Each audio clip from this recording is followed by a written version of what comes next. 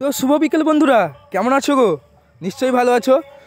তো তোমরা দেখেই ভাবছো আমার বুড়ি নারকেল কোড়াচ্ছে মানে আমাদের ঘরে কোনো কিছু ভালো মন্দ হবে। না গো না, এখনও জোর শীত পড়েনি, তার মানে ভালো মন্দ হবে না। কার্তিক পুজোর আগের দিন আমাদের একটা নারকেল ভাঙা হয়েছিল, তো নারকেলটা জাস্ট পচা বেরিয়েছিল। তো পচা নারকেল তো আর ঠাকুরের কাছে দেওয়া যাবে না, তো বুড়ি ফেলে দিবে বলছিল। তো আমি বুড়িকে বলেছিলাম নারকেলটা ফেলো না, তোমাকে একটা ভালো জিনিস খাওয়াবো।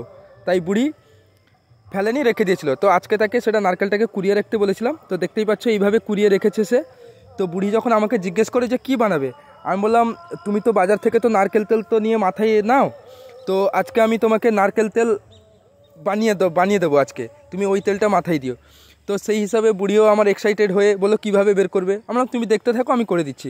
তো তোমরাও দেখো বন্ধুরা, যদি ভালো লেগে থাকে তাহলে তোমরাও বাড়িতে এরকম ট্রাই করবে।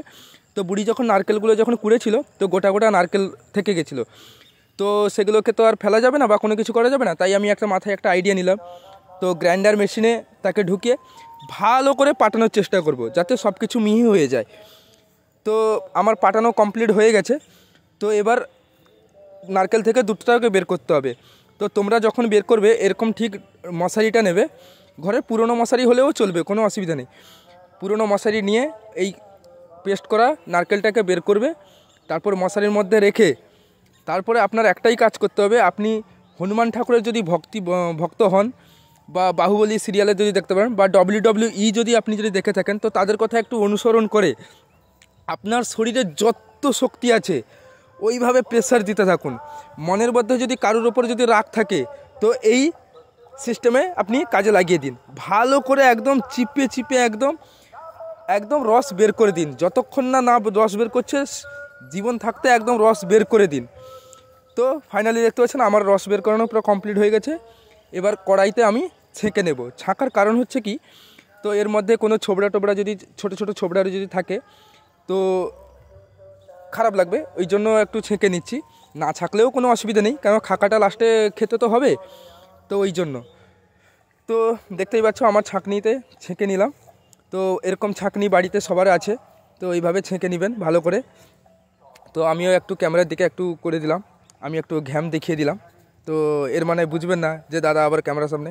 হ্যাঁ, আর একটা গুরুত্বপূর্ণ কথা, এখানে জল খুব কম ইউজ করবে। আমিও জল খুব কম ইউজ করেছি। জল কম ইউজ করার কারণ হচ্ছে জল যত বেশি দেবে তোমাকে উনুনে বা গ্যাসে বেশি করে ফোটাতে হবে। তো ফাইনালি আমি গ্যাসে বসিয়ে দিয়েছি। তো এটাকে আমি ফোটাচ্ছি, দেখতেই পাচ্ছ সর থেকে ফুটন্ত একদম হালকা হালকা সর বেরোতে শুরু করেছে। তো আমার ক্যামেরাম্যান হচ্ছে এখন বর্তমান আমি, আর লাইটম্যান হচ্ছে আমার মেয়ে। তো মেয়ে আমাকে খুব সাহায্য করছে এই কারণে, সে বারবার আমাকে এসে জিজ্ঞেস করছে পাপা হয়েছে, পাপা হয়েছে। আমি কিন্তু নারকেলের ওই খাকাটা খাবো, খুব ভালো লাগে খেতে। তো আমি বললাম ঠিক আছে, তুই লাইটটা ধর, আমি একটু ক্যামেরা করে নিই। তো ফাইনালি বাবা এসে বললো গ্যাসে করলে গ্যাস অনেক পুড়বে, অনেক দেরি হবে, তুই উনুনে চলে যা, উনুনে তাড়াতাড়ি হয়ে যাবে। এটা কোনো কুঞ্জুসি নিয়ে কথা নয়, এই জিনিসটা বের করতে হলে প্রচুর পরিমাণে হিট দরকার। তো দেখতেই পাচ্ছ উনুনে বসিয়ে দেওয়ার কিছুক্ষণ পর দেখতে পাচ্ছ তেল বেরিয়ে এসছে এবং সে নারকেলের সরগুলো জমাট বাঁধতে শুরু করেছে। এই নারকেলের সরগুলো যে জমাট বেঁধেছে ওইগুলোই খাওয়া হয়। তো দেখতেই পাচ্ছ প্রায় হয়ে এসছে। তো ফাইনালি হয়ে যাওয়ার পর আমি একটু সাইড করে দিয়েছি, তেলটাও এদিকে নিগড়ে গেছে। তো এবার বুড়ি খেয়ে টেস্ট করবে। না না না, তুমি করেছো না, খাও তুমি, পিত্তা লাগছে। তেলটা দরকার আমার, তেল আমার, সে খাকা পুড়লো তো পিত্তাল তো আমার কি, খাকাও দরকার তেলটাও দরকার। কখন মামনি জানে না, গরম আছে, ওইদিকে যাও না, ওইদিকে যাও না বাবা, ওইদিকে যাও না। তেল বের করেছি। তোমাকে আমি সব শিখিয়ে দিব, তোমাকে আমি সব শিখিয়ে দিব।